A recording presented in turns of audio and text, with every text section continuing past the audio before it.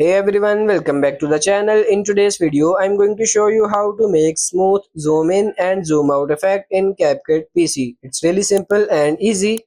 So let me show you how to make this effect using CapCut. First, assemble all of your clips you are using for the edit. Now that you have assembled the clips, follow the keyframes.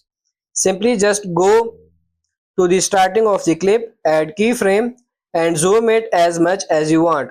Now go to the other end of the clips and set the clips to its original position. Do the same to all the other clips and you will get these results. Now this is for zoom out. Now for the zoom in, you can come to the start of the clip and then zoom out and then go to the end and then just go go to the normal screen, and that's how you can get smooth zoom in and zoom out effect on CapCut PC.